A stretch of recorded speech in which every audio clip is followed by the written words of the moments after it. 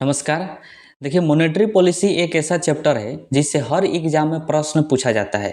यानी अगर आप यूपीएससी की तैयारी कर रहे हैं तो उसमें भी, बीपीएससी, रेलवे, बैंक या फिर एसएससी की तैयारी कर रहे हैं तो सभी तरह के एग्जामों में मॉनेटरी पॉलिसी यानी मौद्रिक नीति से प्रश्न जो है पूछा जाता है। ये बहुत ज़्यादा इंपॉर्टेंट चैप्टर है। इस वीडियो में हम लोग जो है इसी के बारे में पढ़ने वाले हैं और इस वीडियो में हम लोग देखेंगे कि बैंक रेट क्या होता है, रेपो रेट क्या होता है, रिवर्स रेपो रेट किसे कहते हैं, नगद आरक्षित अनुपात, वैधानिक तरलता क्या होता है, खुले बाजार की क्रियाएं, MSF, SDF, LAF, PLR, BPLR, base rate और एमसीएलआर, और वीडियो के लास्ट में हम इंपॉर्टेंट क्वेश्चन आंसर को भी देखेंगे। तो इन तमाम तरह की चीज़ों को आज के इस वीडियो में हम लोग समझने वाले हैं। इस वीडियो को देखने के बाद जो है आपका मॉनेटरी पॉलिसी 100% क्लियर हो जाएगा। तो चलिए अब वीडियो को शुरू करते हैं। तो आइए हम समझते हैं कि मौद्रिक नीति यानी मॉनेटरी पॉलिसी होता क्या है। तो देखिए, किसी भी अर्थव्यवस्था की वह नीति जिसके माध्यम से अर्थव्यवस्था में मुद्रा के प्रवाह को संतुलित एवं ब्याज दर को नियंत्रित किया जाता है। देखिए, आरबीआई जो है मौद्रिक नीति को अपनाती है, यानी इसमें नीति बनाने का काम जो है आरबीआई को होता है। आरबीआई को जब पता लगता है कि देश में यानी अर्थव्यवस्था में महंगाई बढ़ गया है, यानी मुद्रास्फीति बढ़ गया है, तो उसको कंट्रोल करने के लिए मुद्रास्फीति को वह अनेक तरह की नीतियों का निर्माण करती है, जिसको जो है मौद्रिक नीति के नाम से जाना जाता है, ताकि देश में मुद्रास्फीति को कंट्रोल किया जा सके, महंगाई को जो है कम किया जा सके। फिर वही अगर आरबीआई को पता चलता है कि देश में मंदी की स्थिति है, यानी तरलता घट गया है, लोगों के पास पैसा नहीं है, तो वह अनेक तरह की नीति का निर्माण करती है। उसी को जो है मौद्रिक नीति कहा जाता है। मतलब कुल मिला जुला कर मौद्रिक नीति में वैसे नीति को शामिल किया जाता है जो कि आरबीआई द्वारा बनाया जाता है, जो कि केंद्रीय बैंक है आरबीआई, और वह बनाती है ताकि देश में मुद्रास्फीति यानी महंगाई को कंट्रोल किया जा सके, और मंदी जो है, अगर मंदी आया है तो मंदी को दूर किया जा सके। तो यह नीति का काम होता है, उसी को मौद्रिक नीति कहते हैं या आरबीआई करती है। ठीक है। मौद्रिक नीति का संचालन जो है केंद्रीय बैंक द्वारा किया जाता है। जैसा कि मैंने आपको बताया कि मौद्रिक नीति आरबीआई द्वारा बनाया जाता है, और केंद्रीय बैंक मतलब भारत में केंद्रीय बैंक कौन है? आरबीआई है। तो आरबीआई के द्वारा ही मौद्रिक नीति को कंट्रोल किया जाता है, मौद्रिक नीति बनाया जाता है। अर्थव्यवस्था में मुद्रास्फीति को नियंत्रित करना एवं मंदी को दूर करना मौद्रिक नीति में शामिल होता है। यानी मुद्रास्फीति को कैसे दूर किया जाए, उसको कंट्रोल कैसे किया जाए, महंगाई कम कैसे किया जाए, ये मौद्रिक नीति में शामिल होता है। मंदी को दूर किया कैसे किया जाए, तरलता कम हो गया है उसको बढ़ाया कैसे जाए, ये सभी नीतियाँ भी मौद्रिक नीति में शामिल होती है, जो कि आरबीआई द्वारा इसको किया जाता है। अब देखिए, अर्थव्यवस्था में संतुलन बनाए रखने के लिए, यानी मुद्रास्फीति ना ज़्यादा रहेगा ना कम रहेगा, मंदी भी ज़्यादा नहीं रहेगा ना कम रहेगा, तो वही संतुलन है। तो उस संतुलन को बनाए रखने के लिए जो है मौद्रिक नीति में दो विधि है। कितने विधि हैं? तो दो विधि, वेरी वेरी इंपॉर्टेंट है, ध्यान रखिएगा। एक होता है मात्रात्मक विधि, या फिर इसी को उपकरण के नाम से जाना जाता है, और एक होता है गुणात्मक विधि, यानी इसको भी उपकरण कहते हैं। तो गुणात्मक विधि को चयनात्मक उपकरण या फिर चयनात्मक विधि के नाम से भी जाना जाता है। ठीक है। अब देखिए, इन्हीं दोनों विधियों का प्रयोग करके अर्थव्यवस्था में मुद्रास्फीति को कंट्रोल किया जाता है और मंदी को दूर किया जाता है आरबीआई के द्वारा।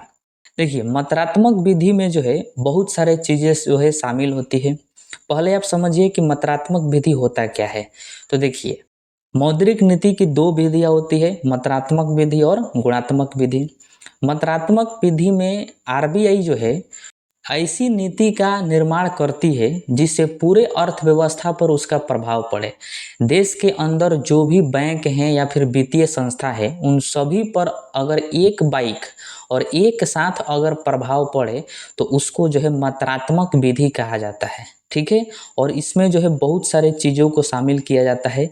इसमें जो है उतार चढ़ाव होता रहता है, आरबीआई करती है ये सब, कभी भी रेट बढ़ा देती है, कभी रेट घटा देती है, और उससे जो है पूरे देश के अर्थव्यवस्था जो है, यानी अर्थव्यवस्था में जितने भी बैंक और वित्तीय संस्था हैं, उन सभी पर जब प्रभाव पड़ता है तो उसको जो है मात्रात्मक विधि कहा जाता है। वही गुणात्मक विधि यानी चयनात्मक विधि क्या है कि आरबीआई को लगता है कि पूरे देश में महंगाई नहीं है, किसी विशेष क्षेत्र में महंगाई है, किसी पार्टिकुलर क्षेत्र में महंगाई बढ़ गया है या फिर मंदी आ गई है, तो उसी क्षेत्र के लिए जब आरबीआई नीति का निर्माण करती है तो उसको चयनात्मक विधि यानी गुणात्मक विधि के नाम से जाना जाता है। जैसे कि आरबीआई को लगे कि देश में जो उद्योग क्षेत्र हैं उन उद्योग क्षेत्र में महंगाई बढ़ गया है यानी मुद्रास्फीति आया है, तो ध्यान रखिए पूरे देश में महंगाई नहीं बढ़ा है, केवल एक ही क्षेत्र है जो उद्योग क्षेत्र है उसमें महंगाई बढ़ गया है, या फिर कोई कृषि क्षेत्र है किसान का क्षेत्र उसमें देखेगी कि महंगाई बढ़ गया है या फिर मंदी आ गई है, तो उस पार्टिकुलर क्षेत्र के लिए जो आरबीआई नीति का निर्माण करेगी ताकि मुद्रास्फीति को कंट्रोल किया जा सके उस क्षेत्र में, मंदी को दूर किया जा सके उस क्षेत्र में, तो उस पार्टिकुलर क्षेत्र के लिए जब कोई भी नीति बनाएगी तो उसको जो है गुणात्मक विधि यानी चयनात्मक विधि कहेंगे, यानी चयन करके विधि का निर्माण करती है तो उसको चयनात्मक विधि के नाम से जाना जाता है। और जब ऐसा कोई नीति या फिर नियम का निर्माण करेगी आरबीआई जिससे पूरे देश पर प्रभाव पड़ जाए, पूरे देश के बैंकों पर या फिर कोई वित्तीय संस्थाओं पर पूरे, तो उसको जो है मात्रात्मक विधि का नाम दिया जाता है, उसे मात्रात्मक विधि कहा जाता है। ठीक है, अब देखिए मात्रात्मक विधि में बहुत सारे चीज़ें हैं जैसे में कि बैंक रेट है, रेपो रेट है, रिवर्स रेपो रेट, नगद आरक्षित अनुपात, वैधानिक तरलता, खुले बाजार की क्रियाएं, एमएसएफ, एसडीएफ, एलएएफ, तो इन सभी चीज़ों का जब आरबीआई रेट बढ़ा देती है तो उससे पूरे देश के बैंकों पर वित्तीय संस्थाओं पर प्रभाव पड़ता है, या फिर इनका रेट घटा देती है तो उससे जो है पूरे देश के जो भी बैंक हैं वित्तीय संस्था हैं उन पर प्रभाव पड़ने लगता है। तो हम लोग मात्रात्मक विधि में इन सभी चीज़ों को पढ़ेंगे और गुणात्मक विधि में भी हम लोग सभी चीज़ों को पढ़ने वाले हैं। तो अब आइए हम सबसे पहले पढ़ते हैं मात्रात्मक विधि को। देखिए एक बात आपको हमेशा ध्यान में रखना है कि बैंकों के पास जो है पैसा कहाँ से आता है, तो आरबीआई के पास से आता है।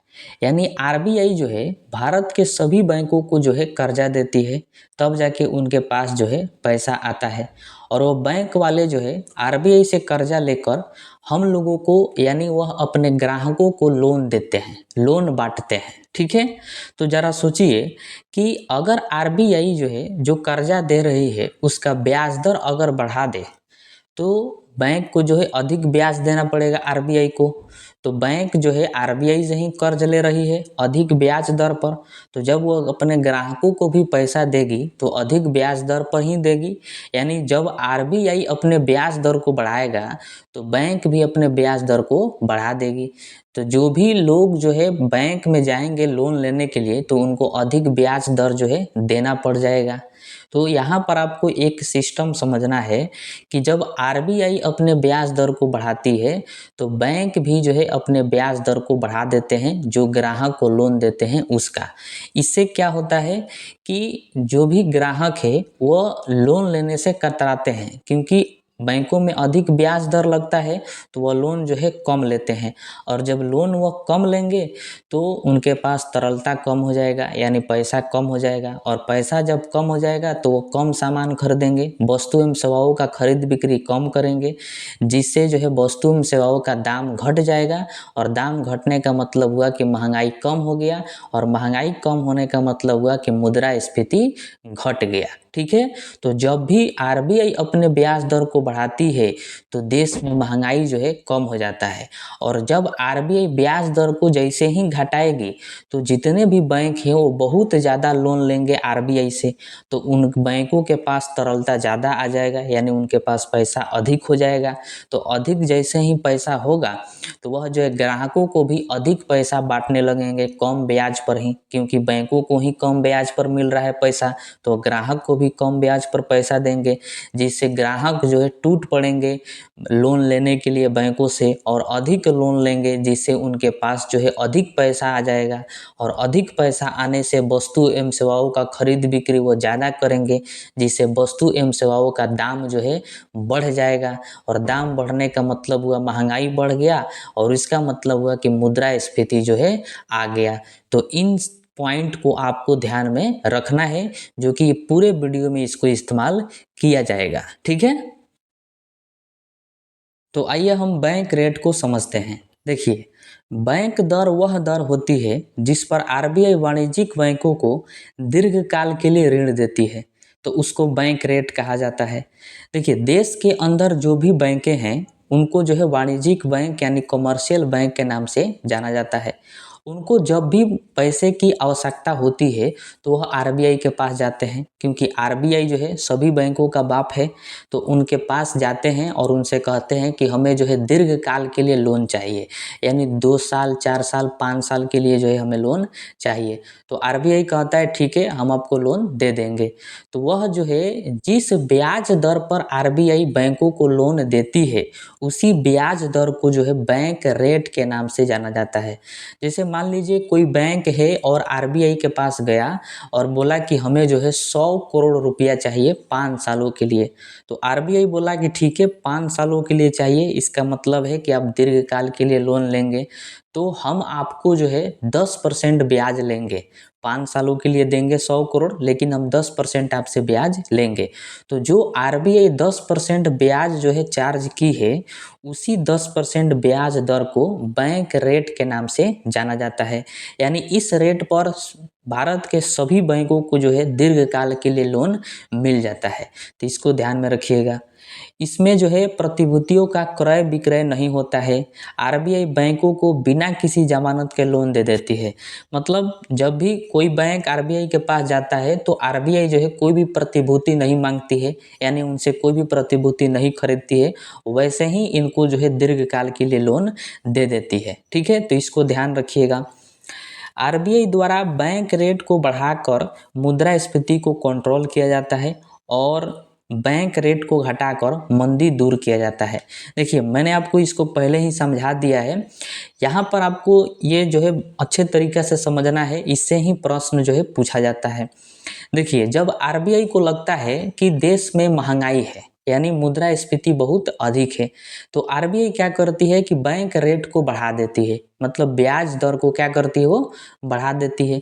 अब ब्याज दर के बढ़ाने से क्या होगा, जो भी भारत के बैंक हैं वह जो है लोन कम लेंगे, क्योंकि वो सोचेंगे कि आरबीआई जो है ब्याज दर बढ़ा दी है, तो लोन लेंगे तो हमको ब्याज ज़्यादा देना पड़ेगा। तो बैंक दर बढ़ गया है, इस वजह से जितने भी बैंक हैं वह कम लोन लेंगे आरबीआई से, और जब कम लोन लेंगे तो उनके पास तरलता कम हो जाएगा बैंकों के पास। और जब उनके पास तरलता कम हो जाएगा तो वह अपने ग्राहक को भी कम लोन देंगे, और जब ग्राहक को कम लोन देंगे तो ग्राहक के पास जो है पैसा नहीं रहेगा, ग्राहक के पास भी जो है तरलता कम हो जाएगा। और तरलता जब ग्राहक के पास कम होगा तो वस्तु और सेवाओं जो है कम खरीद बिक्री करेंगे उसका, जिससे वस्तु और सेवाओं का दाम जो है घट जाएगा, मूल्य उनका घट जाएगा, जिससे मुद्रास्फीति कंट्रोल हो जाएगा। यानी महंगाई कम हो गया दाम घटने से, तो मुद्रास्फीति जो है कंट्रोल हो गया। तो जब भी लगता है मुद्रास्फीति देश के अंदर है तो आरबीआई जो है बैंक रेट को बढ़ा देती है। ठीक इसके विपरीत अगर आरबीआई को लगता है कि देश के अंदर मंदी है यानी लोगों के पास पैसा जो है नहीं है, तो वह बैंक रेट को तुरंत घटा देती है। जैसे ही बैंक रेट को घटाती है तो जितने भी कमर्शियल बैंक हैं वो सभी जो है लोन लेने के लिए टूट पड़ते हैं, और आरबीआई से जो है बहुत ज़्यादा लोन लेते हैं, क्योंकि सोचते हैं कि बैंक रेट जो है कम है। तो जब ज़्यादा लोन लेंगे तो बैंकों के पास तरलता अधिक हो जाएगा, और जब उनके पास तरलता अधिक होगा तो वो अपने ग्राहक को भी लोन अधिक देंगे, जिससे लोगों के पास पैसा जो है आ जाएगा। और जैसे ही लोगों के पास पैसा आ गया तो कहेंगे कि मंदी जो है वो दूर हो गया। तो इस तरह की स्थिति को जो है निपटने के लिए आरबीआई ये सब करती है, बैंक रेट को कभी बढ़ाती है कभी घटाती है। ध्यान रखिएगा कि वर्तमान में जो बैंक रेट है वो 6.25% है, और यह जो है रेट कभी भी बढ़ता है कभी घटता रहता है। तो अभी फ़िलहाल जो है जिस वक्त हम वीडियो बना रहे हैं उस वक्त जो है 6.25% बैंक रेट है। आप जब भी वीडियो को देखिए तो इसको अपडेट कर लीजिए। अब आइए हम सबसे इम्पोर्टेंट समझते हैं रेपो रेट। इस नाम को बहुत बार सुने होंगे, आप यहाँ पर पहली बार इसको समझिएगा। देखिए, रेपो दर वह दर होती है जिस दर पर आरबीआई वाणिज्यिक बैंकों को अल्पकालीन ऋण देती है। यानी जब बैंकों को अल्पकालिक यानी बहुत कम समय के लिए लोन चाहिए होता है तो वो आरबीआई के पास जाते हैं। तो आरबीआई जो है उनको जिस ब्याज दर पर बहुत कम समय के लिए लोन देती है तो उसी ब्याज दर को रेपो रेट के नाम से जाना जाता है। तो यहीं पर आपसे जो है मोस्ट इम्पोर्टेंट प्रश्न पूछा जाता है और कई बार पूछा भी गया है कि बैंकों को अल्पकालीन लोन जो है किस रेट पर मिलता है, तो रेपो रेट पर मिलता है, मतलब बहुत कम समय के लिए लोन। और बहुत अधिक समय के लिए लोन यानी दीर्घकालिक लोन जो है किस रेट पर मिलता है, तो बैंक रेट पर मिलता है, जो कि इसके पहले हम लोग पढ़े हैं। तो इसको ध्यान रखिएगा। इसमें जो है प्रतिभूतियों का क्रय विक्रय होता है। आरबीआई बैंकों से सरकारी प्रतिभूतियां लेकर लोन देती है। मतलब आप बैंक रेट में पढ़ें कि जब बैंकों को दीर्घकालीन लोन चाहिए होता था तो आरबीआई जो है कोई भी प्रतिभूति नहीं लेती थी, यानी कोई भी प्रतिभूति बैंकों से नहीं खरीदती थी। लेकिन जब बैंकों को बहुत कम समय के लिए लोन चाहिए होता है तो आरबीआई उनसे जो है प्रतिभूति मांगती है, सरकारी प्रतिभूति। कहती है कि आप जो है हमको सरकारी प्रतिभूति दे दीजिए जो आपके पास है, उसके एवज में जो है हम आपको अल्पकालिक ऋण जो है दे देंगे, लोन दे देंगे। तो इसको ध्यान में रखिएगा कि इसमें जो है आरबीआई प्रतिभूतियों का क्रय विक्रय करती है बैंकों से। ठीक है। आरबीआई द्वारा जो है रेपो रेट बढ़ाकर मुद्रास्फीति को कंट्रोल किया जाता है और रेपो रेट को घटाकर मंदी को दूर किया जाता है। फिर वही बात हो गया कि जैसे ही आरबीआई को लगता है कि देश में जो है महंगाई है यानी मुद्रास्फीति आ गया है तो आरबीआई क्या करती है कि रेपो रेट को बढ़ा देती है। अब रेपो रेट को बढ़ाने से क्या होगा कि जो भी बैंक हैं वो लोन कम लेंगे, अल्पकालिक लोन जो है कम लेना चालू कर देंगे, मतलब लोन नहीं लेंगे, जिससे उनके पास तरलता जो है कम हो जाएगा। और बैंकों के पास जब तरलता कम होगा तो अपने ग्राहक को भी लोन कम देंगे या फिर नहीं देंगे, जिससे ग्राहक के पास भी जो है तरलता कम हो जाएगा, पैसा कम हो जाएगा, जिससे वस्तु एवं सेवाओं वह जो है बहुत कम खरीदेंगे, जिससे वस्तु एवं सेवाओं का दाम जो है घट जाएगा, मूल्य उनका घट जाएगा। तो महंगाई हो गया कंट्रोल, यानी मुद्रास्फीति जो है कंट्रोल हो गया। वही अगर आरबीआई को लगता है कि देश में मंदी की स्थिति है, लोगों के पास पैसा जो है नहीं है, बहुत कम है, तो वह क्या करती है, रेपो रेट को घटा देती है। अब रेपो रेट को घटाने से क्या होगा कि बैंक जो है बहुत अधिक लोन लेने लगेंगे आरबीआई से, जिससे बैंकों के पास तरलता बढ़ जाएगा। और तरलता जब उनके पास बढ़ेगा तो वो अपने ग्राहक को भी अधिक लोन देंगे, जिससे ग्राहक के पास भी तरलता बढ़ जाएगा, यानी पैसा बढ़ जाएगा, तो मंदी जो है दूर हो जाएगा। तो ये बात आपको ध्यान में रखना है। वर्तमान में रेपो रेट जो है 6% है, ये भी बदलता रहता है, इसको ध्यान में रखिएगा। ठीक है। अब देखिए, रेपो रेट के जस्ट विपरीत होता है रिवर्स रेपो रेट। सेम उसी की तरह है, समझिए।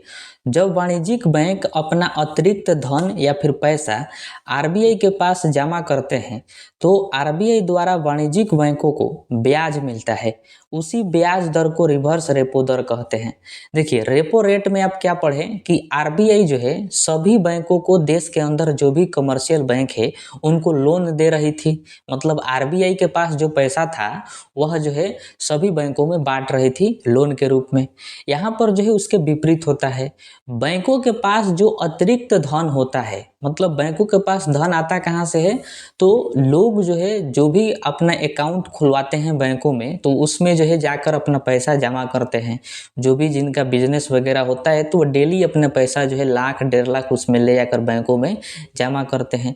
तो अगर किसी बैंक के पास अतिरिक्त धन आ जाता है, मतलब सब चीज़ खर्चा वर्चा मिलाने उलाने के बाद भी अतिरिक्त देखते हैं बैंक कि हमारे पास बहुत ज़्यादा पैसा हो गया है, तो उस पैसा को जो है वो बैंक में नहीं रखते हैं, क्योंकि वो तरलता है, कुछ भी हो सकता है, बैंक में कोई भी घटना घटित हो सकता है। तो वह उसको ले जाकर जो है आरबीआई के पास जमा कर देते हैं और आरबीआई से कहते हैं कि ले लीजिए, हमारा अतिरिक्त धन है। तो आरबीआई उनको उस पैसा को लेकर और उसके एवज में जो है उसको ब्याज देता है बैंकों को, जो भी बैंक जाकर जमा करते हैं उनको। तो उसी ब्याज दर को जो है रिवर्स रेपो रेट के नाम से जाना जाता है, यानी इसी को जो है ट्रिपल आर के नाम से भी जाना जाता है। ठीक है। है। अर्थात आरबीआई इसके तहत बैंकों को सरकारी प्रतिभूतियां देती है। मतलब जो भी बैंक अपना अतिरिक्त धन ले जाकर आरबीआई के पास जब जमा करते हैं तो आरबीआई जो है उनको सरकारी प्रतिभूतियां देती है, मतलब एक कागज दे देती है और कहती है इसको रख ले रहिए, जब भी आपको ये पैसा चाहिए होए तो आप आकर इस कागज को दिखाइएगा, हम जो भी आप पैसा जमा किए थे उस पैसा को हम आपको दे देंगे। ठीक है। आरबीआई रिवर्स रेपो रेट बढ़ाकर मुद्रास्फीति को कंट्रोल करती है और घटाकर मंदी को दूर करती है।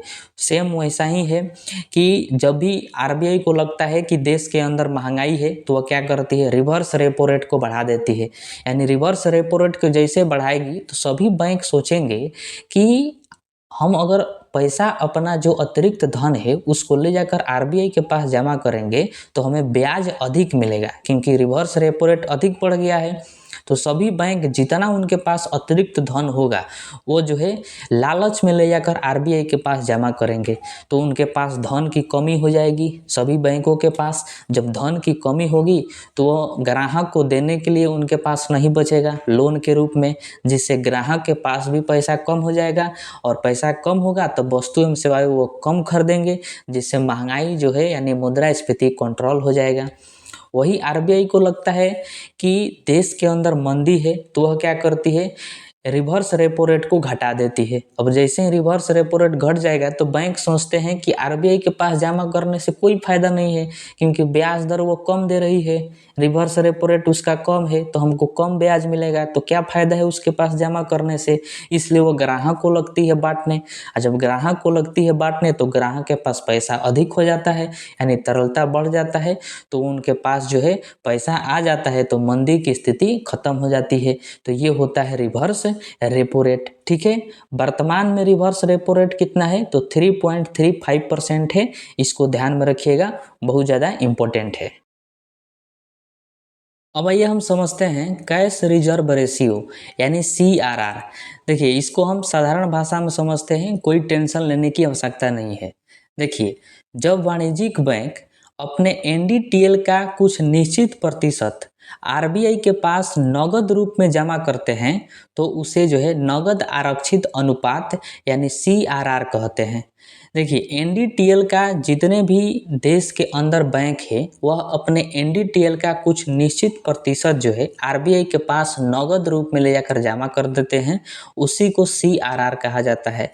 अब बात यह आती है कि आखिर एनडीटीएल होता क्या है। तो देखिए एनडीटीएल का जो पूरा नाम है वो नेट डिमांड टाइम लायबिलिटी है। अब इसका मतलब क्या होता है कि बैंक जो होता है उस बैंक में आप देखे होंगे कि कुछ लोग दिन भर में पैसा निकालने के लिए भी जाते हैं और कुछ लोग जो है पैसा जमा करने के लिए भी जाते हैं। तो बैंकों में लोगों द्वारा पैसा निकालने के बाद और जमा करने के बाद शाम के वक्त जो भी उनके पास बैंकों के पास पैसा बच जाता है उसी को जो है एनडीटीएल कहा जाता है। और प्रत्येक दिन का बैंकों के पास एनडीटीएल जो है अलग अलग होता है। आइए इसको उदाहरण से समझते हैं। मान लीजिए कि एसबीआई बैंक है और उसके पास जो है 500 रुपया है। सपोज डेट मान लेते हैं कि उसके पास कितना रुपया है, 500 रुपया है। शाखा का गेट खोली तो देखी कि हमारे पास जो है 500 रुपया पड़ा हुआ है। ठीक है। तो दिन भर में लोग जो है पैसा निकालने के लिए भी आएंगे, कुछ लोग जमा करने के लिए भी आएंगे। तो उसके पास 500 रुपया था और कुछ लोग आकर पैसा निकाल कर चले गए। मान लीजिए वो 300 रुपया निकाल कर चले गए। तो 500 था, 300 निकाल कर लेकर चले गए, तो कितना बचा उनके पास, 200 रुपया बच गया एसबीआई के पास। ठीक है। और उसी दौरान जो है कुछ लोग पैसा जमा करने के लिए भी आए और उन्होंने जो है 100 रुपया जमा किया एसबीआई में। तो 200 रुपये उसके पास बचा था और 100 रुपया और आ गया जमा करने के लिए। तो टोटल कितना रुपया हो गया, 300 रुपया हो गया।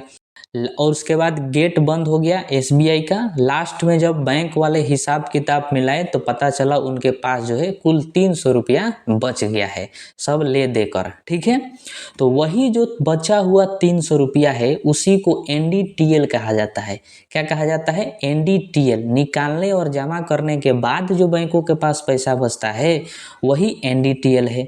तो इसी एनडीटीएल का सभी बैंक जो है कुछ परसेंटेज ले जाकर आरबीआई के पास नगद रूप में, कैश रूप में ले जाकर जमा कर देते हैं, उसी को सीआरआर कहा जाता है। अब कितना परसेंटेज अपना जमा करेंगे एनडीटीएल का, यह जो है आरबीआई निर्धारित करती है, जो कि वर्तमान में जो है सीआरआर 4% है। मतलब देश के अंदर जो भी बैंक अभी वर्तमान में हैं, वह जो है अपना एनडीटीएल का शाम को जो है 4% ले जाकर आरबीआई के ऑफिस में जमा कर देंगे, वो भी कैश रूप में जमा करेंगे। अब देखिए एसबीआई के पास जो है कितना रुपया बचा था, 300 रुपया बचा था, जो कि एनडीटीएल के रूप में था। तो उस 300 रुपया का जो है 4% एसबीआई ले जाकर आरबीआई में जमा करेगा। तो 300 का 4% कितना हुआ, 12 रुपया हुआ। यानी शाम के वक्त एसबीआई 12 रुपया ले जाकर आरबीआई को दे देगा और कहेगा कि ये ले लीजिए, हमारे एनडीटीएल का ये 4% है। ठीक है, तो जब 12 रुपया दे देगा तो 300 में से 12 रुपया चला गया, कितना रुपया बचा, 278 रुपया। यानी आरबीआई के पास जो है अगले दिन के लिए सिर्फ और सिर्फ 278 रुपया जो है बच जाएगा। अब ये सीआरआर से फायदा क्या होता है कि आरबीआई इसको लेती है। तो देखिए इससे जो है दो फायदा होता है। पहला फायदा होता है कि अगर बैंक का दिवालिया हो जाता है, जो भी बैंक है उसका दिवालिया हो जाता है, मतलब पूरी तरह से वो बैंक चौपट हो जाता है, तो बताइए कि जो भी लोग हैं, ग्राहक हैं, वो अपना पैसा जमा किए होंगे उस बैंक में और वो बैंक दिवालिया हो गई, तो फिर उस ग्राहक को पैसा मिलेगा कहाँ से। इस तरह से तो ग्राहक परेशान हो जाएंगे।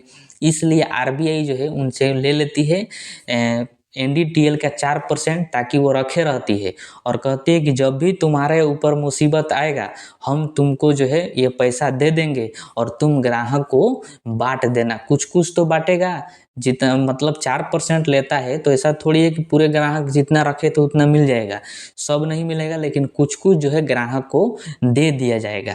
ठीक है, तो ये एक फायदा होता है। दूसरा ये फायदा होता है कि आरबीआई चाहती है कि बैंकों के पास जो भी तरलता है उसको हम कम कर दें, क्योंकि तरलता अगर कम नहीं करेंगे तो बैंकों के पास पैसा अधिक रहेगा और अधिक रहने से वह जो है ग्राहक को भी अधिक पैसा देंगे, जिससे महंगाई बढ़ सकता है। ये भी एक फ़ायदा होता है। तो इसलिए एनडीटीएल का कहती है कि तुम अपने 4% हमको दे दो, जिससे तुम्हारे पास तरलता कम रहेगा, तो तुम ग्राहक को भी लोन कम दोगे, जिससे महंगाई जो है नहीं बढ़ेगा और मंदी भी जो है ठीक ठाक रहेगा। तो ये दो फायदा हो जाता है सीआरआर से। ठीक है, इस पर बैंकों को जो है ब्याज नहीं मिलता है। ये भी ध्यान रखना है आपको कि जो एनडीटीएल का आरबीआई 4% लेती है उसका ब्याज नहीं देती है, वो उसको रखे रहती है। जब भी बैंक दिवालिया होगा तो उसको दे देगी।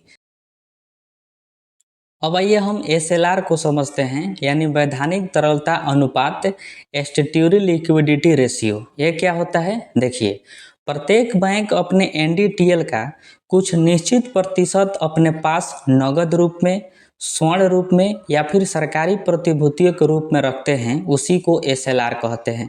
अब देखिए आप जो है एनडीटीएल बढ़िया से समझ गए हैं। तो एनडीटीएल का जो है दो कार्य होता है बैंकों के द्वारा।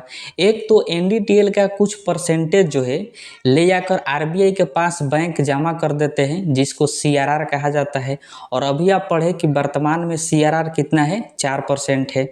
और एनडीटीएल का ही कुछ निश्चित प्रतिशत जो है सभी बैंक अपने पास रख लेते हैं, उसी को जो है एसएलआर कहा जाता है। अब ये करने को कौन बोलता है, तो आरबीआई बोलती है, क्योंकि आरबीआई का मानना होता है कि अगर बैंकों के पास तरलता अधिक रहेगा लोगों को लोन देने के लिए, तो वो ज़्यादा लोन बांट देंगे, जिससे जो है महंगाई बढ़ जाएगा। क्योंकि ज़्यादा लोन बांटेगी तो लोगों के पास धन ज़्यादा हो जाएगा, और धन ज़्यादा होगा तो वस्तु एवं सेवा ज़्यादा खरीदेंगे, जिससे जो है महंगाई बढ़ जाएगी, मुद्रास्फीति आ जाएगा। इसलिए आरबीआई कहती है कि एनडीटीएल का तुम 4% तो मेरे पास सीआरआर के रूप में जमा कर ही रहे हो, उसके साथ साथ क्या करो कि तुम उसका कुछ निश्चित प्रतिशत जो है अपने पास भी रख लो, क्योंकि वो मुसीबत में काम आएगा। या तो तुम सोना के रूप में रख लो या फिर जो है नगद रूप में ही अपने पास रख लो, लेकिन रखो जरूर। उसी को जो है एसएलआर के रूप में जाना जाता है। अब देखिए वर्तमान में जो एसएलआर है वो 18% है। कितना परसेंट है, 18%। अब देखिए इसको उदाहरण से समझते हैं। मान लेते हैं कि एसबीआई के पास जो है शाम के वक्त लेन देन करने के बाद जो है एनडीटीएल के रूप में 100 रुपया बचा। कितना रुपया बचा, तो 100 रुपया। अब उस 100 रुपया का 4% CRR लगेगा। मतलब 100 रुपया का 4% 4 रुपया हुआ, तो बैंक जो है 4 रुपया ले जाकर RBI के पास जमा कर देंगे CRR के रूप में। ठीक है, उसके बाद जो है वर्तमान में SLR 18% है, तो उसी NDTL यानी 100 रुपया का 18% हुआ 18 रुपया। तो 18 रुपया का जो है वो नगद रूप में या फिर सोना खरीद कर अपने पास रख सकते हैं। ठीक है, तो इससे क्या हुआ कि उनके पास तरलता देखिए कम हो गया। बचा था 100 रुपया, 4 रुपया CRR के रूप में चला गया और 18 रुपया जो है SLR के रूप में चला गया। तो कितना रुपया चला गया? 22 रुपया। तो 100 रुपया में से उनके पास जो है 22 रुपया हट गया। अब उनके पास जो है तरलता कम हो गया। अब तरलता कम होने से वह जो है लोगों को लोन जो है कम बांटेंगे, जिससे मुद्रास्फीति जो है कंट्रोल में रहेगा। तो SLR को निर्धारित करने का काम जो है RBI का ही होता है। अब RBI के हाथ में है कि जब भी देखेगी कि मुद्रास्फीति यानी महंगाई बढ़ गया है, तो वो क्या करेगी कि SLR को बढ़ा देगी, यानी परसेंटेज बढ़ा देगी। 18% है, हो सकता है 30% कर दे। तो 30% जैसे करेगी तो वह जो है अपने पास पैसा रख लेंगे ज़्यादा, और ज़्यादा रखने से उनके पास बांटने के लिए, लोन बांटने के लिए बैंकों के पास पैसा कम हो जाएगा, तो मुद्रास्फीति जो है कंट्रोल हो जाएगा। वही देखेगी RBI की मंदी की स्थिति है देश में, तो वह क्या करेगी कि SLR को घटा देगी। SLR को घटाएगी तो बैंक जो है अपने पास कम पैसा रखेंगे, यानी लोगों को बांटने के लिए उनके पास ज़्यादा पैसा रह जाएगा, तो ज़्यादा बांटेंगे, जिससे मंदी जो है दूर हो जाएगा। तो ये होता है SLR।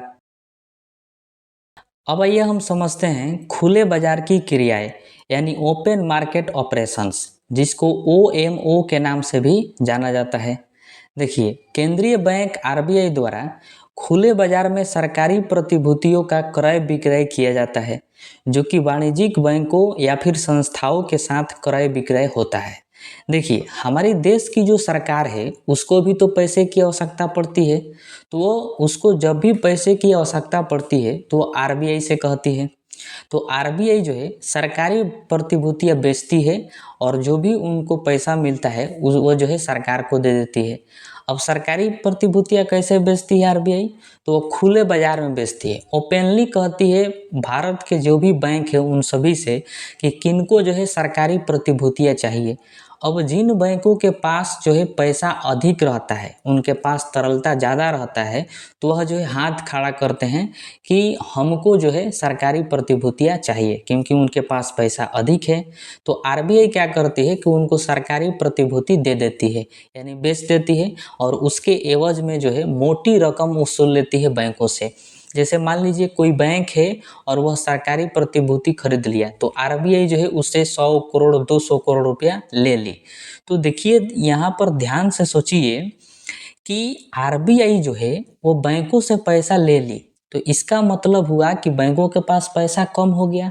तो RBI का डायरेक्टली यही मकसद होता है कि बैंकों के पास जो भी तरलता है उसको टान लिया जाए, ताकि अगर बैंकों के पास अधिक तरलता अगर रहेगा तो वो लोगों को ज़्यादा लोन बांटना चालू कर देंगे, और ज़्यादा लोन बांटेंगे तो मुद्रास्फीति जाहिर से बात है कि आएगा, क्योंकि लोग जो है ज़्यादा लोन लेंगे तो वस्तु ज़्यादा खरीदेंगे, और वस्तु ज़्यादा खरीदेंगे तो महंगाई बढ़ गया, यानी मुद्रास्फीति आ गया।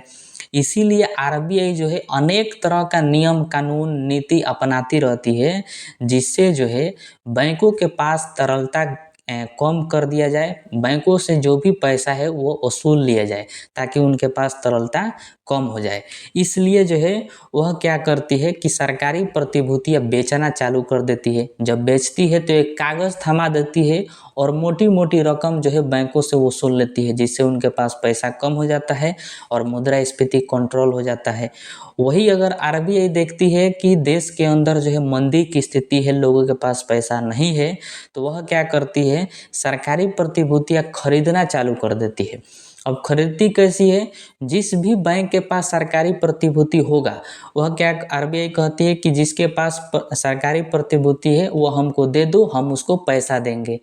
तो मान लीजिए कोई बैंक है, उसके पास सरकारी प्रतिभूति पहले से है, तो वह क्या करेगी, आरबीआई को दे देगी, तो आरबीआई जो है उसके एवज में उस बैंक को पैसा दे देगी। इस तरह सभी बैंकों के साथ होता है, तो बैंकों के पास तरलता बढ़ जाता है, जिससे जो है वो लोगों को ज़्यादा लोन बांटते हैं, तो मंदी की स्थिति जो है दूर हो जाती है।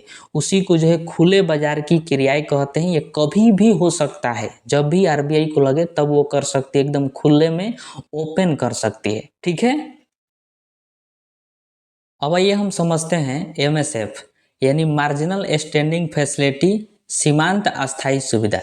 ये क्या होता है, देखिए, यह वह दर होता है जिस पर वाणिज्यिक बैंक आरबीआई से 24 घंटा के लिए ऋण लेते हैं, तो उसी को जो है एमएसएफ कहा जाता है।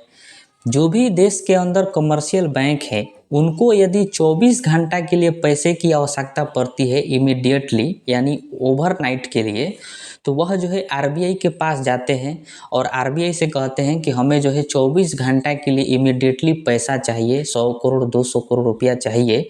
तो आरबीआई जो है उनको 24 घंटा के लिए जिस ब्याज दर पर ऋण उपलब्ध कराता है, उसी ब्याज दर को जो है मार्जिनल स्टैंडिंग फैसिलिटी रेट कहा जाता है, यानी एमएसएफ रेट के नाम से जाना जाता है। ठीक है। इस ऋण को प्राप्त करने के लिए जो बैंक के पास एसएलआर के तहत सरकारी प्रतिभूतियां होती है, उसे आरबीआई के पास जमा करना होता है। ज़रा सोचिए कि हम लोग जो है इसके पहले एसएलआर पढ़ चुके हैं, और एसएलआर में क्या था कि अभी वर्तमान में एसएलआर 18% है। तो एसएलआर में आरबीआई बोली थी बैंकों को कि आप अपना एनडीटीएल का जो है 18% अपने पास ही रखिए, ताकि जब भी आप पर मुसीबत आए तो उसको जो है आप हमारे पास लेकर आइएगा, उसके एवज में हम आपको लोन दे देंगे। तो वह एसएलआर के रूप में बहुत सारे बैंकें जो है सरकारी प्रतिभूतियां भी अपने पास रख लेती है। तो उसी जब भी उन बैंकों को मुसीबत आता है, पैसे की इमीडिएटली आवश्यकता पड़ती है, तो वह जो एसएलआर के रूप में सरकारी प्रतिभूतियां रखे हैं या फिर गोल्ड रखे थे एसएलआर के रूप में, उसको ले जाते हैं आरबीआई के पास और उसको दे देते हैं और 24 घंटा के लिए लोन लेकर चल आते हैं। तो जिस ब्याज दर पर आरबीआई उनको 24 घंटे के लिए लोन देती है, उसी ब्याज दर को जो है एमएसएफ रेट के नाम से जाना जाता है। ठीक है। और ये भी आपको ध्यान में रखना है कि वर्तमान में जो एमएसएफ रेट है वो 6.25% है। ठीक है। तो ये वर्तमान में है, ये घटता बढ़ता रहता है।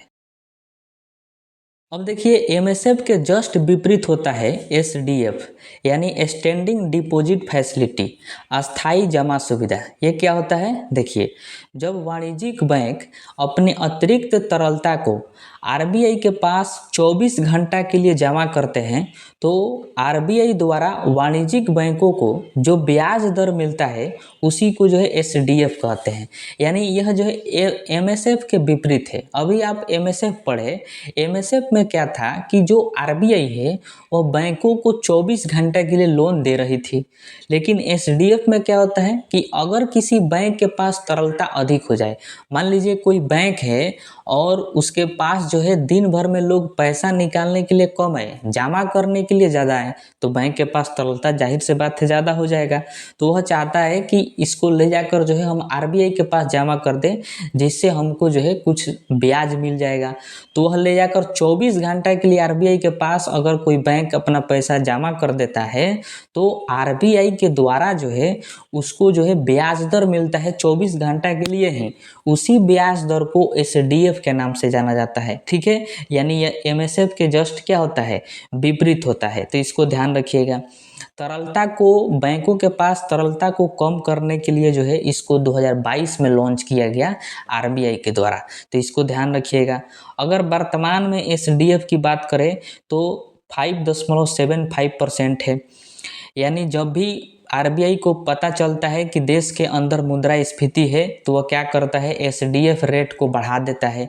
जैसे ही बढ़ाएगा तो बैंकों को लगेगा कि लोगों को देने से अच्छा है कि हम आरबीआई के पास अपना पैसा ले जाकर जमा कर दें, जो कि अतिरिक्त जो पैसा है उसको, ताकि हमको ब्याज दर अधिक मिल जाएगा। तो वह ले जाकर आरबीआई के पास जमा कर देते हैं, तो बैंकों के पास तरलता कम हो जाता है। तरलता जैसे ही कम होता है तो लोगों के पास देने के लिए पैसा, लोन जो है बैंकों के पास पास नहीं रहता है, जिससे लोगों के पास तरलता कम हो जाता है, तो वस्तु एवं सेवाओं की खरीद बिक्री कम करते हैं और कम करने से उनका जो है मांग कम हो जाता है, जिससे वस्तुएं सस्ती हो जाती है, मुद्रास्फीति कंट्रोल हो जाता है। वही मंदी को भी ऐसा ही एसडीएफ के रेट को कम कर देती है, तो मंदी भी जो है खत्म हो जाता है देश के अंदर से। तो ये जो है एसडीएफ होता है। ठीक है, एक छोटा सा चीज समझते हैं, एलएएफ यानी लिक्विडिटी एडजस्टमेंट फैसिलिटी, तरलता या फिर चल निधि समायोजन सुविधा। ये क्या है? तो देखिए, आरबीआई जो है वह रेपो रेट और रिवर्स रेपो रेट के माध्यम से वाणिज्यिक बैंकों की तरलता को एडजस्ट करती है। उसे ही लिक्विडिटी एडजस्टमेंट फैसिलिटी यानी एलएएफ कहा जाता है। मतलब बैंकों के पास अगर तरलता अधिक हो जाए या फिर तरलता उनके पास कम हो जाए, तो उनको एडजस्ट करने का कार्य कौन करती है? आरबीआई करती है। तो आरबीआई को जब लगता है कि बैंकों के पास जो है तरलता बढ़ गया है, तो वह क्या करती है कि रेपो रेट को बढ़ा देती है, रिवर्स रेपो रेट को बढ़ा देती है, जिससे उनके पास जो है तरलता कम हो जाता है। वही अगर लगता है आरबीआई को कि बैंकों के पास तरलता जो है बहुत घट गया है, बहुत कम हो गया है, तो वह क्या करती है? रिवर्स रेपो रेट को भी घटा देती है या फिर रेपो रेट को घटा देती है, तो जिससे बैंकों के पास धीरे धीरे तरलता जो है वो बढ़ने लगता है। तो ये दोनों को जो है एडजस्ट करती रहती है आरबीआई, उसी को जो है एलएएफ यानी लिक्विडिटी एडजस्टमेंट फैसिलिटी के नाम से जाना जाता है। ठीक है, तो इन बातों को ध्यान में रखिएगा। तो अब आइए हम गुणात्मक या फिर चयनात्मक विधि को समझते हैं। देखिए, इसके पहले ही हम लोग समझ चुके हैं शुरू में ही कि जब आरबीआई देश के अंदर किसी पार्टिकुलर क्षेत्र में तरलता को कम या फिर ज़्यादा करने का प्रयास करती है, तो उसे ही गुणात्मक विधि कहा जाता है। इससे जो है पूरे देश पर प्रभाव नहीं पड़ता, किसी पार्टिकुलर क्षेत्र पर ही इसका प्रभाव देखने को मिलता है। जैसे कि आरबीआई को अगर पता लगे कि अर्थव्यवस्था में यानी देश में किसी पार्टिकुलर क्षेत्र में जो है आलू और सब्जियों की दाम यानी साग सब्जियों की दाम जो है बढ़ने लगी है, उनका मूल्य बढ़ गया है, तो आरबीआई क्या करेगी कि उस क्षेत्र के सभी बैंकों को निर्देश देगी कि आप जो है किसानों को ज़्यादा से ज़्यादा ऋण दीजिए, या फिर पूरे देश के बैंकों को ये निर्देश देगी कि आप किसानों को ज़्यादा से ज़्यादा ऋण दीजिए, ताकि उनके पास तरलता ज़्यादा आ जाए। तरलता ज़्यादा आ जाएगा तो वो खेती ज़्यादा करेंगे, साग सब्जी ज़्यादा उगाएंगे, जिससे मार्केट में उनका सप्लाई बढ़ेगा, तो उनका दाम जो है ऑटोमेटिक कम हो जाएगा। तो ये काम करने का प्रयास करती है आरबीआई। इससे पूरे देश पर प्रभाव नहीं पड़ता है, किसी पार्टिकुलर क्षेत्र पर ही प्रभाव देखने को मिलता है। ठीक है, अब आइए हम समझते हैं कि इसमें जो है क्या क्या होता है। देखिए, इसी में एक आता है सीमांत आवश्यकता यानी मार्जिनल रिक्वायरमेंट। ये क्या है? देखिए, वाणिज्यिक बैंक ऋण के बदले कुछ संपत्तियां या फिर प्रतिभूतियां जमानत के रूप में अपने पास रखती है। वाणिज्यिक बैंकों द्वारा रखी गई संपत्तियां स्वीकृत ऋण से अधिक होता है। देखिए, जब भी हम लोग जो है बैंक में जाते हैं लोन लेने के लिए, तो बैंक वाले कह देते हैं कि हम आपको लोन नहीं दे सकते हैं, आपको जो है अपना कोई सामान जो है गिरवी रखना पड़ेगा, उसके बदौलत हम आपको लोन देंगे। तो हम लोग क्या करते हैं कि अपना ज़मीन का कोई कागज़ ले जाकर जमा कर देते हैं बैंक में, या फिर अपने मकान का कागज़ ले जाकर जो है बैंक में जमा कर देते हैं, तो उसके बदले बैंक वाले जो है लोन दे देते हैं। अब देखिए, लोन भी ऐसे नहीं देते हैं, बैंक वाले देखते हैं कि जो आप अपना संपत्ति जमा कर रहे हैं उसका कीमत कितना है, उसका मूल्य कितना है, और जितना मूल्य उस संपत्ति का होता है उससे जो है कम आपका लोन पास करते हैं। मतलब उससे कम आपको पैसा देते हैं लोन के रूप में, उतना नहीं देते हैं जितना का आपका संपत्ति होता है। सपोज डेट मान लीजिए कि आप अपने मकान का कागज़ लेकर गए बैंक में लोन लेने के लिए, और आपके मकान का कीमत जो है 1 लाख रुपया है, तो बैंक वाले आपको 1 लाख लोन नहीं देंगे, ना 1 लाख से ज़्यादा देंगे, वो 1 लाख से कम देंगे, क्योंकि आपकी संपत्ति जो है वो 1 लाख की है, तो आपको 1 लाख का लोन कभी नहीं देगा। वो हो सकता है 80,000 का लोन दे दे या फिर 90,000 का लोन दे दे। तो इन्हीं दोनों का जब हम माइनस करते हैं, तो जो माइनस के बाद हमें प्राप्त होता है उसी को सीमांत आवश्यकता कहते हैं। जैसे 1 लाख की आपकी संपत्ति है और 80,000 आपका लोन पास हुआ, तो 1 लाख में से 80,000 घटाइएगा, कितना बचा? 20,000 रुपया। तो उसी 20,000 को मार्जिनल रिक्वायरमेंट कहा जाता है। और इसको जो है कम बेस करने का जो भी कार्य होता है कि कितना कम किया जाएगा संपत्ति के अनुसार ये कार्य होता है आरबीआई का। किसका होता है? आरबीआई का। जब भी आरबीआई को लगता है कि देश में मुद्रास्फीति है, महंगाई है, तो वो क्या करती है? मार्जिनल रिक्वायरमेंट बढ़ा देती है। मतलब कहती है कि जितना का संपत्ति होगा उससे जो है 50% कम ऋण दिया जाएगा, या फिर हो सकता है कि कह दे कि 70% कम ऋण दिया जाएगा, या फिर इसी को जो है घटा सकती है, 10% कम ऋण दिया जाएगा। तो वो मुद्रास्फीति हो तो वो क्या करती है? बढ़ा देती है मार्जिनल रिक्वायरमेंट को आरबीआई। अगर मंदी हो तो उसको घटा देती है ताकि लोगों के पास ज़्यादा पैसा चला जाए। तो ये सब काम करती रहती है आरबीआई, इसी को मार्जिनल रिक्वायरमेंट कहा जाता है। ठीक है।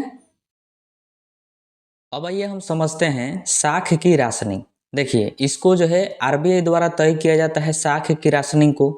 वाणिज्यिक बैंक आरबीआई द्वारा निर्धारित कोटे से अधिक ऋण नहीं दे सकते हैं, उसे ही साख की राशनिंग कहा जाता है।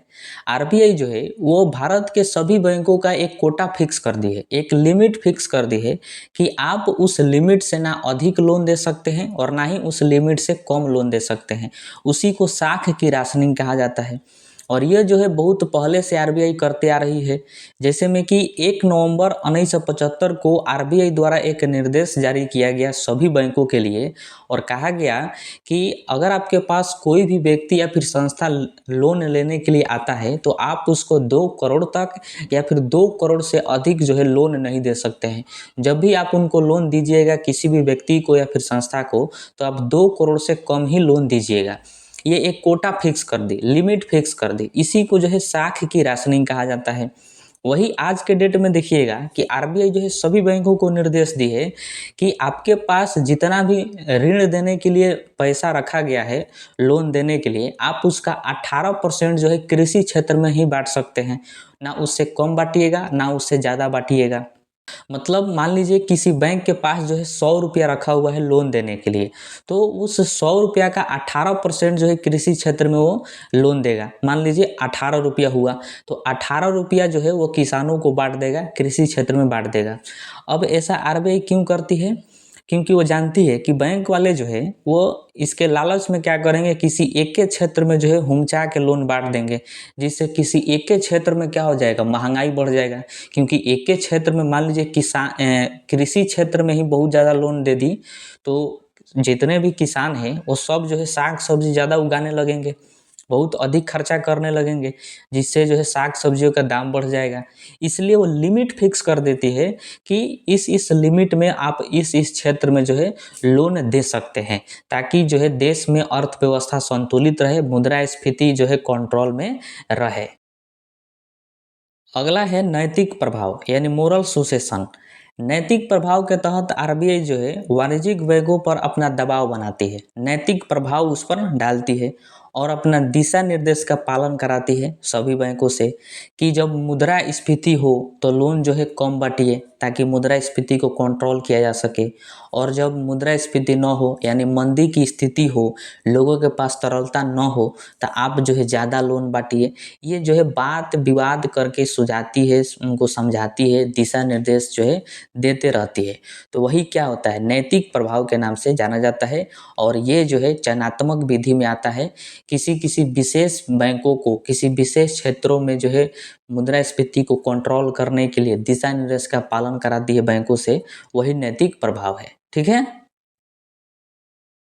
अब आइए हम कुछ इम्पोर्टेंट पॉइंट्स को समझते हैं जिससे एग्जाम में जो है बहुत ज़्यादा प्रश्न पूछा जाता है कि पीएलआर क्या होता है, बीपीएलआर क्या होता है, बेस रेट क्या होता है, एमसीएलआर क्या होता है।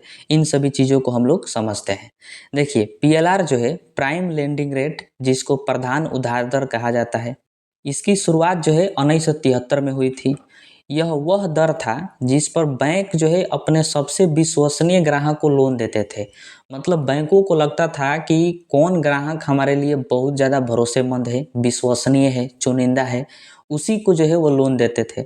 मतलब जो ग्राहक उनका लोन जो है समय से चुका दिए थे, मतलब समय समय पर उनका किस्त भर रहे थे, लोन का किस्त, तो उसको जो है बैंक वाले चुनिंदा ग्राहक मानते थे और उन्हीं को जो है बार बार लोन देते थे। क्योंकि कोई टेंशन नहीं रहता था, वो समय से चुका देते थे तो उनको लोन देते थे। तो जिस रेट पर लोन देते थे चुनिंदा ग्राहकों को, जिस ब्याज दर पर, उसी को जो है पीएलआर कहा जाता था। सभी बैंकों का पीएलआर अलग अलग होता था। सभी बैंक जो है ज़्यादा से ज़्यादा कस्टमर जोड़ने के लिए पीएलआर को घटाते बढ़ाते थे, क्योंकि उस समय देखिए कि बैंकों में जो है बहुत ज़्यादा कंपटीशन था। सभी बैंक चाहते थे कि हमारे पास जो है ज़्यादा से ज़्यादा ग्राहक आए। तो ज़्यादा से ज़्यादा ग्राहक कैसे आएंगे, जब वो ब्याज दर कम रखेंगे। इस वजह से वो पीएलआर को घटा देते थे। और पीएलआर के घटाने से क्या है कि बहुत ज़्यादा ग्राहक जो है उन बैंकों के पास जाते थे, इसलिए सभी बैंकों में इस तरह का कंपटीशन देखने को मिला। और इसमें जो है बहुत सारी कमियां देखने को मिली।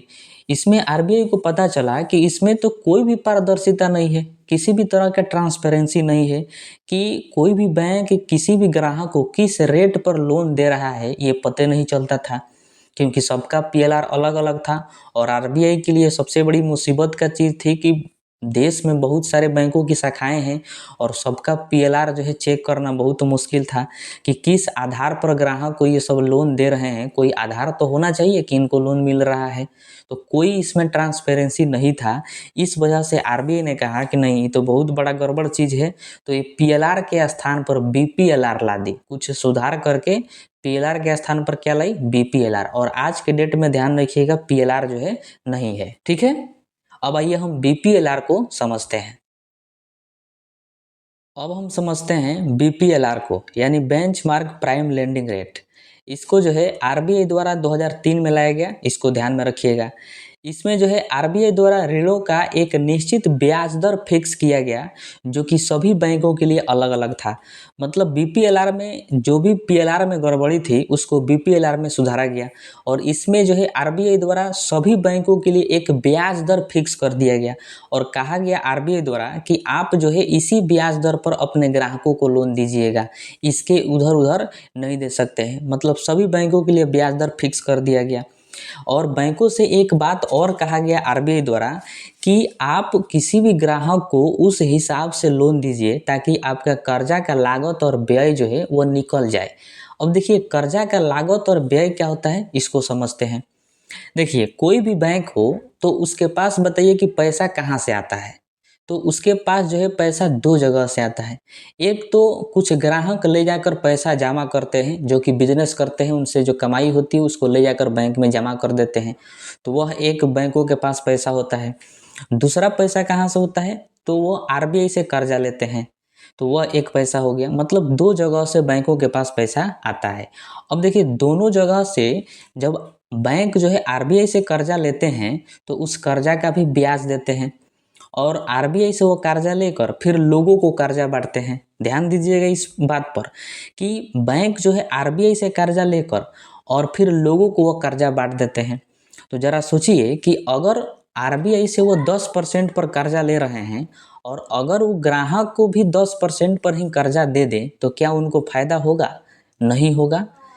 तो यही बात आरबीआई कही कि जो आपका कर्जा का लागत है उस हिसाब से वैसा लोन दीजिए कि आपका कर्जा का लागत निकल जाए। यानी जब आप आरबीआई से 5% पर कर्जा ले रहे हैं तो आप ग्राहक को 6% पर दीजिए, तभी तो आपको 1% फायदा होगा। तो यही बात आरबीआई ने कहा। दूसरा बात कि जो ग्राहक आपके बैंक में पैसा जमा करता है उसी पैसा को आप दूसरे ग्राहक को जो है कर्जा दे देते हैं। तो जो ग्राहक आपके पास पैसा जमा किया है तो वो भी तो आपसे ब्याज लेगा, क्योंकि बैंक में जब आप पैसा जमा करते हैं तो उसका ब्याज मिलता है, तो वो भी आपको ब्याज देना पड़ेगा उस ग्राहक को। तो उसका ब्याज कहाँ से दीजिएगा, आप अपने अलग से तो दीजिएगा नहीं। तो उसके पैसा को जब आप दूसरे ग्राहक को दे रहे हैं तो उससे उतना तो आप ब्याज ग्रहण कर लीजिए ताकि उस ग्राहक को आप दे सके जो पैसा आपके पास जमा किया था। तो और आपका खर्चा भी निकल जाए, बैंक का जो भी खर्चा है, चीज़ें जो खर्चे हो रही हैं उन सब का दाम जो है निकल जाए।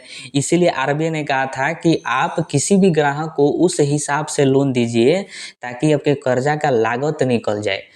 लेकिन देखिए बैंकों में उस समय कंपटीशन बहुत ज़्यादा था।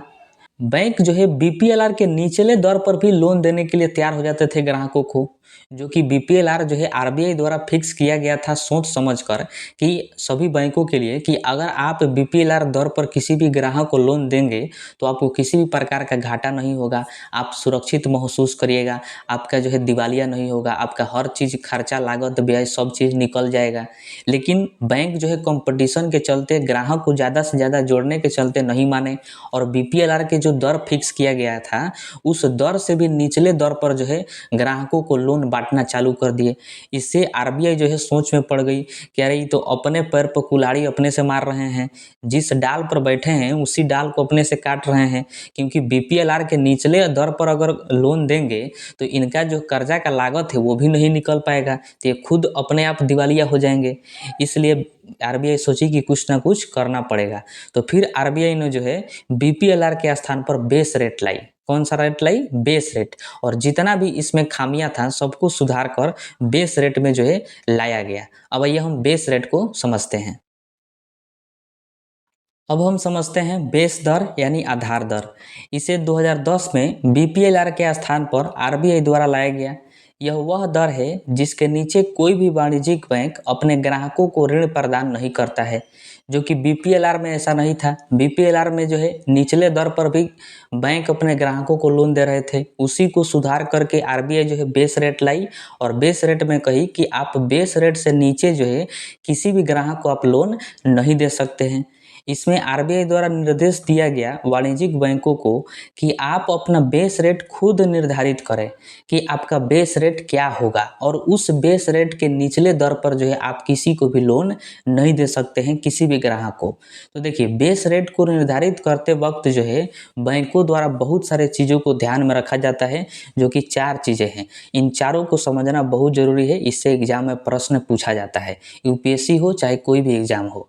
देखिए पहला तो चेक करना होता है कॉस्ट ऑफ फंड्स, मतलब आपको जो पैसा मिला है बैंकों को वह कितना ब्याज दर पर मिला है। उसके हिसाब से आप जब भी किसी भी ग्राहक को जो है लोन दीजिएगा तो उतना ही ब्याज दर आप फिक्स करिएगा, ताकि आपको जो है फायदा हो सके। आपका जो है जो आप किसी से कर्जा लिए हैं, आरबीआई से लिए हों, चाहे किसी ग्राहक कोई ग्राहक आपके पास पैसा जमा किया है तो उसको आप ब्याज दर दीजिएगा, तो वो ब्याज कहाँ से दीजिएगा?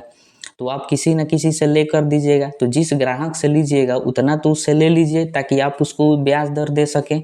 दूसरा operating expenses to run the bank, यानी बैंकों को चलाने के में कितना खर्चा आ रहा है।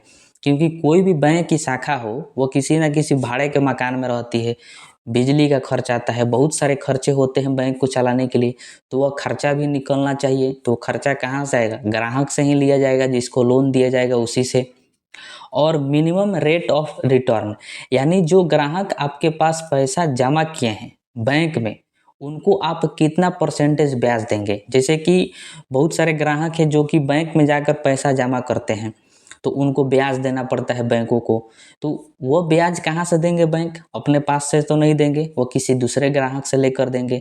तो दूसरा ग्राहक कौन होगा? जिसको लोन देंगे तो उनको उतना ब्याज उनसे ले लीजिए ताकि आप उनको ब्याज दे सके जो आपके पास ग्राहक पैसा जमा किया है उसको।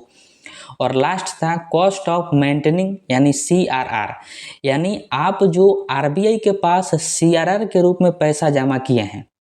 देखिए आप जो है सीआरआर पढ़ चुके हैं। सीआरआर में क्या था कि बैंकों के पास जो अतिरिक्त धन होता था उसको जो है नगद रूप में ले जाकर आरबीआई के पास जमा करते थे, और आरबीआई जो है उसके बदले ब्याज नहीं देती थी।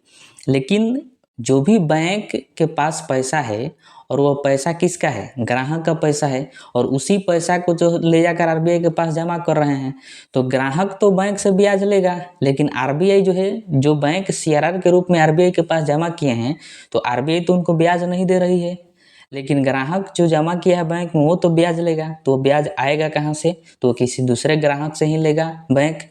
तो उतना ब्याज दर लोन देने वाले ग्राहक से आप इकट्ठा कर लीजिए ताकि जो ग्राहक आपके पास जमा किया है और आप ले जाकर जमा कर दिए आरबीआई के पास, तो उसका जो है आप मेंटेन कर सकें। तो ये 4 बातें थी जो कि बेस रेट को निर्धारित करते वक्त जो है ध्यान देना था सभी बैंकों को। अब देखिए कि ये जो चारों हैं वो हर बैंकों का अलग अलग होता था। मतलब खर्चा सब बैंकों का अलग होगा। ग्राहक सब बैंकों में एक के जैसा तो पैसा जमा नहीं करेंगे, किसी में कम किसी में ज़्यादा करेंगे, तो सबका अलग अलग था। इस वजह से सबका बेस रेट भी क्या था? अलग अलग था। लेकिन इसमें भी देखिए कि एक खामियां थी बेस रेट में। कौन सी खामियां थी समझिए। देखिए कोई भी बैंक अपने ग्राहक को जो लोन देता है वह कहाँ से आता है, मैंने आपको पहले ही बता दिया है कि उसके पास जो है सभी बैंकों के पास दो जगह से पैसा आता है।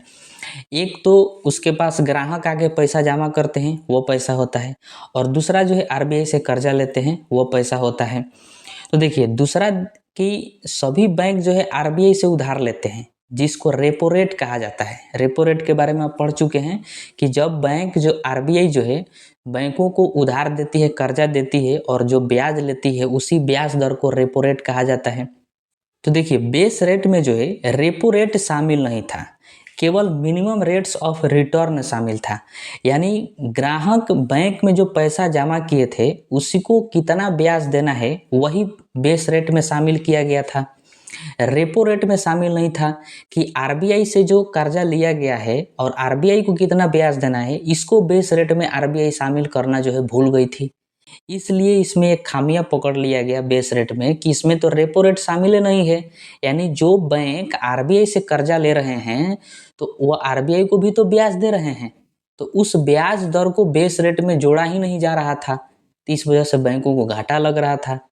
तो इसलिए जो है फिर बेस रेट को जो है खत्म किया गया और उसके स्थान पर जो है एमसीएलआर को लाया गया। अब आइए हम एमसीएलआर को समझते हैं। एमसीएलआर को समझते हैं, marginal cost of funds based lending rate. ध्यान रखिएगा कि इसको जो है 2016 में लाया गया आरबीआई के द्वारा। बेस रेट में जो भी कमियां थी उसको दूर करके एमसीएलआर में लाया गया। यानी डिपॉजिट के साथ साथ आरबीआई द्वारा दिया गया पैसा यानी रेपो रेट को भी शामिल किया गया एमसीएलआर में। यानी डिपॉजिट का मतलब जो ग्राहक बैंकों में पैसा जमा किए हैं तो उनको जो है बैंक ब्याज देती है, तो वो ब्याज कहाँ से देगी, तो जो दूसरे ग्राहक को बैंक लोन देगी उसी से ब्याज इकट्ठा करके उस जमा किए हुए ग्राहक को जो है ब्याज के रूप में दे देगी पैसा, तो वो डिपॉजिट हो गया जो ग्राहक जमा किया है। दूसरा जो है आरबीआई जो है वो बैंकों को कर्जा देती है, तो उस कर्जे के बदले जो है वो ब्याज लेती है, तो उस ब्याज को जो है बेस रेट में शामिल नहीं किया गया था जिसको रेपो रेट कहते हैं, तो उस रेपो रेट को भी एमसीएलआर में शामिल किया गया। और भी बहुत सारे चीज़ों को शामिल किया गया एमसीएलआर में, जैसे मार्जिनल कॉस्ट ऑफ फंड इसको जोड़ा गया। यानी बैंक कितना लाभ प्राप्त करना चाहता है उसको मार्जिनल कहते हैं। तो बैंक जो है जितना भी लाभ प्राप्त करना चाहता होगा तो जिसको लोन दे रहा है उसी से तो प्राप्त करेगा ब्याज के रूप में। और कॉस्ट ऑफ फंड यानी बैंक जिससे पैसा ली है उसको कितना ब्याज देना है, क्योंकि ग्राहक जो है पैसा अपना जाकर बैंक में जमा करते हैं तो उसको ब्याज देना पड़ता है बैंकों को, तो वह ब्याज जो है उसी से लेगी जिसको कर्जा दे रही है, लोन दे रही है, उसी से इकट्ठा करेगी, तो उसको भी ऐड किया जाता है, उसको कॉस्ट ऑफ फंड कहा जाता है। यानी मार्जिनल और कॉस्ट ऑफ फंड दोनों को जो है एमसीएलआर में शामिल किया गया। और दूसरा था टेन्योर प्रीमियम, इसको भी शामिल किया गया। यानी अधिक समय के लिए लोन लेने पर अधिक ब्याज देना पड़ता है, क्योंकि उसमें जो है रिस्क ज़्यादा होता है क्योंकि अधिक समय के लिए है, और कम समय के लिए लोन देने पर कम ब्याज देना पड़ता है, कम ब्याज दर लगता है, उसमें कोई रिस्क नहीं है। इसलिए बाकी सब जो है वही था जो कि बेस रेट में था, वही एमसीएलआर में भी है। जैसे operating expenses to run the bank, ये बेस रेट में भी था, एमसीएलआर में भी है। Minimum rate of return base rate में भी था, एमसीएलआर में भी है। कॉस्ट ऑफ मेंटेनिंग यानी सीआरआर ये भी बेस रेट में था और एमसीएलआर में ही है। सब वही है बेस रेट वाला ही, बस दो तीन चीज़ों को चेंज किया है और उसी को आप ध्यान में रखिएगा। यानी एमसीएलआर में रेपो रेट को भी शामिल किया गया है, उसके बाद टेन्योर प्रीमियम को और मार्जिनल कॉस्ट ऑफ फंड दोनों को एक में करके एमसीएलआर में शामिल कर दिया गया है। यहीं से जो है प्रश्न पूछा जाता है एमसीएलआर में। आई होप कि आपको जो है टोटली समझ में आ गया होगा जितना हम पढ़ाए हैं। अब आइए हम इम्पोर्टेंट क्वेश्चन आंसर को देखते हैं जो कि प्रीवियस ईयर में पूछा गया है और वो आगे भी उसे पूछे जाने की संभावना है। और जब आप इम्पोर्टेंट क्वेश्चन आंसर को कर लेते हैं तो आपका जो है पूरा टॉपिक 100% क्लियर हो जाता है। तो आइए अब उसको देखते हैं। पहला प्रश्न है कि निम्नलिखित में रेपो दर को नियंत्रित करता है। बहुत इजी प्रश्न है, इसका राइट आंसर जो है ऑप्शन नंबर ए हो जाएगा, भारतीय रिजर्व बैंक। यानी आरबीआई जो है वह रेपो दर को नियंत्रित करता है भारत में। अगला प्रश्न है कि वह दर जिस पर बैंक रिजर्व बैंक को उधार देते हैं। तो इसका राइट आंसर जो है आप जानते हैं ऑप्शन नंबर सी हो जाएगा, reverse repo rate. Reverse repo rate वह दर होता है जिस पर बैंक जो होते हैं वाणिज्यिक बैंक वह अपना पैसा ले जाकर आरबीआई के पास जमा करते हैं, तो आरबीआई जो है उनको ब्याज दर देता है, ब्याज देता है, उसी को जो है रिवर्स रेपो दर कहा जाता है। तो right answer option number C हो जाएगा। उसके बाद प्रश्न है कि निम्नलिखित में से किसे भारतीय रिजर्व बैंक द्वारा निर्धारित नहीं किया जाता है। तो आप इसको बता सकते हैं, बताइए कि कौन सा इसका आंसर होगा। तो इसका राइट आंसर जो है ऑप्शन नंबर सी हो जाएगा, पीएलआर। पीएलआर को जो है आरबीआई निर्धारित नहीं करती है। मैंने आपको पढ़ाया है कि पीएलआर जो है सभी बैंक खुद तय करते हैं, सभी बैंकों का अलग अलग पीएलआर होता है। बैंक दर जो है वो आरबीआई निर्धारित करती है, सीआरआर भी, एसएलआर भी आरबीआई निर्धारित करती है, लेकिन पीएलआर आरबीआई निर्धारित नहीं करती है, सभी बैंक करते हैं। अगला प्रश्न है कि भारतीय रिजर्व बैंक के ओपन मार्केट ऑपरेशन से आज से है, मतलब ओएमओ ओपन मार्केट ऑपरेशंस क्या है। तो देखिए इसका राइट आंसर होगा ऑप्शन नंबर ए, सिक्योरिटीज में व्यापार करना। आपको जब हम ओपन मार्केट ऑपरेशंस बता रहे थे तो उसमें बताए थे कि आरबीआई जो है प्रतिभूतियां बेचना चालू करती है जिस खुले में, तो उसको ओपन मार्केट ऑपरेशन कहा जाता है। तो जो भी बैंक है प्रतिभूतियां खरीदते हैं तो वो सिक्योरिटी के रूप में रहता है, तो सिक्योरिटी में व्यापार करना, इसका राइट आंसर ए हो जाएगा। अगला प्रश्न है कि जब भारतीय रिजर्व बैंक नगदी रिजर्व अनुपात यानी सीआरआर में वृद्धि की घोषणा करता है तो इसका क्या तात्पर्य है। देखिए जब भी सीआरआर में वृद्धि होगा तो बैंकों के पास तरलता कम हो जाएगा, तो वो लोन जो है कम बांटेंगे, यानी लोन बांटने के लिए कम पैसा रहेगा। तो इसका राइट आंसर जो है ऑप्शन नंबर ए हो जाएगा, वाणिज्यिक बैंकों के पास उधार देने के लिए कम मुद्रा होगी, मतलब लोन देने के लिए उनके पास जो है बहुत कम पैसा रह जाएगा। क्योंकि बैंक सोचेंगे कि सीआरआर जो है आरबीआई ज़्यादा दी है, वृद्धि की है, तो हम अपना पैसा जो है आरबीआई के पास जमा करेंगे क्योंकि हमको वहाँ पर ब्याज दर ज़्यादा मिलेगा। तो जो सारा पैसा ले जाकर आरबीआई के पास वो जमा करेंगे तो उनके पास कुछ नहीं बचेगा, तो उनके पास पैसा जो है तरलता क्या हो गया, कम हो गया लोन देने के लिए। तो right answer option number A हो जाएगा। अगला प्रश्न है कि बैंक दर का तात्पर्य है उस ब्याज की दर से। आपको बताना है कि बैंक दर क्या है। तो मैंने आपको बताया था कि बैंक दर वह दर होता है जिस दर पर वाणिज्यिक बैंक आरबीआई से जो है दीर्घकाल के लिए लोन लेते हैं। तो इसका राइट आंसर जो है ऑप्शन नंबर डी हो जाएगा, वह दीर्घकालिक ऋण की दर जिस पर आरबीआई वाणिज्यिक बैंकों को उधार देते हैं, मतलब अधिक समय के लिए। अगला प्रश्न है कि आरबीआई के खुले बाजार संचालन यानी ओपन मार्केट ऑपरेशन से आज से है, क्या मतलब है ओपन मार्केट ऑपरेशन से। तो इसका right answer option number C हो जाएगा, ऋण पत्रों में व्यवसाय। मतलब आरबीआई जो है अपना प्रतिभूतियां बेचती है, सरकारी प्रतिभूतियां बेचती है, तो वाणिज्यिक बैंक उसको खरीदते हैं, सिक्योरिटी के रूप में रखते हैं, ऋण पत्र के रूप में। तो इसका right answer option number C हो जाएगा। उसके बाद प्रश्न है कि निम्न में से एक भारतीय मौद्रिक नीति के बारे में निर्णय लेता है, मतलब मौद्रिक नीति कौन तैयार करता है। तो इसका राइट आंसर आपको पता है, भारतीय रिजर्व बैंक यानी आरबीआई जो है यही मौद्रिक नीति कब बनाती है, मौद्रिक नीति का संचालन करती है। इसको ध्यान रखिएगा, बहुत बार पूछा गया है। अगला प्रश्न है कि बैंक दर क्या है। तो देखिए इसका right answer option number A हो जाएगा, बैंक दर आप पढ़ चुके हैं कि ब्याज की दर जो रिजर्व बैंक व्यावसायिक बैंकों से लेता है। यानी जब वाणिज्यिक बैंक जो है वो लोन लेते हैं तो आरबीआई जो है उससे ब्याज लेती है, उसी को जो है बैंक दर कहा जाता है। नेक्स्ट प्रश्न है कि बैंक दर में वृद्धि सामान्यतः इस बात का संकेत है कि, अपने से सोचिए कि अगर बैंक दर में वृद्धि हो रहा है तो इसका मतलब क्या हुआ कि अर्थव्यवस्था में मुद्रास्फीति आ गई है, महंगाई आ गई है। आरबीआई देख रही है कि अर्थव्यवस्था में महंगाई है, इस वजह से वो क्या करती है कि बैंक दर को बढ़ा देती है। तो इसका राइट आंसर जो है ऑप्शन नंबर डी हो जाएगा, केंद्रीय बैंक महंगी मुद्रा नीति का अनुसरण कर रहा है। मतलब आरबीआई को लग रहा है कि अर्थव्यवस्था में महंगाई है, मुद्रास्फीति है, इसलिए बैंक दर को बढ़ा देता है। अगला प्रश्न है कि जब भारतीय reserve bank cash reserve ratio यानी सीआरआर में वृद्धि की घोषणा करता है तब इसका अर्थ है, मतलब बताना है आपको कि आरबीआई जो है वो सीआरआर में वृद्धि की घोषणा क्यों करता है, और क्योंकि वो चाहता है कि बैंकों के पास तरलता जो है घट जाए, तरलता न रहे, जिससे वो जो है ज़्यादा लोन न बांटें, और ज़्यादा लोन नहीं बांटेंगे तो मुद्रास्फीति कंट्रोल हो जाएगा। तो इसका right answer option number C हो जाएगा, व्यापारिक बैंकों के पास उधार देने हेतु कम मुद्रा रहेगी। मतलब सीआरआर बढ़ जाएगा तो व्यापारिक जो बैंक हैं उनके पास उधार देने के लिए, लोन देने के लिए मुद्रा नहीं रहेगा। और सबसे लास्ट प्रश्न है कि रेपो रेट विचारणीय होता है, मतलब रेपो रेट में क्या विचार किया जाता है, किसके माध्यम से। तो इसका right answer option number A हो जाएगा, मौद्रिक नीति के अंतर्गत। मौद्रिक नीति के अंतर्गत ही रेपो रेट के बारे में विचार किया जाता है, यानी मौद्रिक नीति में तो ही रेपो रेट आता है। तो इसका right answer option number A हो जाएगा।